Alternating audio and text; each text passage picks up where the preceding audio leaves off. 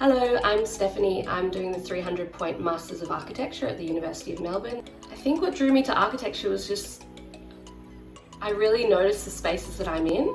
I really care about the spaces that I inhabit. And as a kid, I remember walking down the streets and kind of talking about houses with my dad and pointing things out and just kind of being generally interested in the built environment. And that's really stuck with me.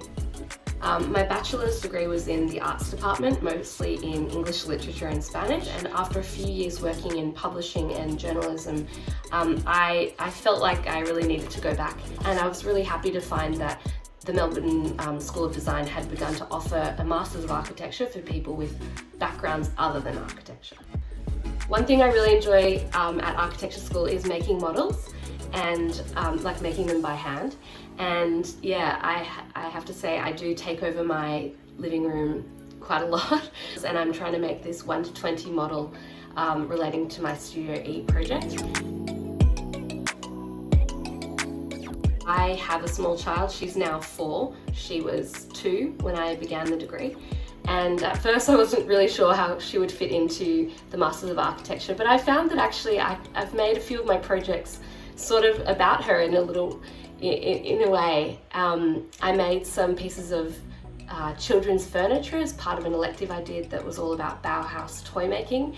And that was really fun because she actually came into the class to test out the pieces and was part of my final review, and attended the exhibition of the work. And yeah, it's been really fun kind of incorporating her into my designs and taking inspiration from this growing human.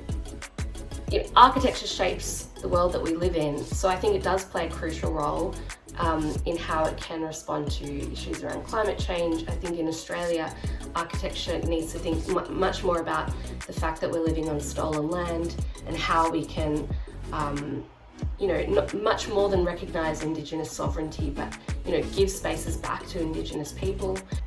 Obviously there are big issues around social housing affordability. I think architecture is really crucial. We all need a space to live. How it's going to do that, I don't really know, but I hope to find my place in that somewhere.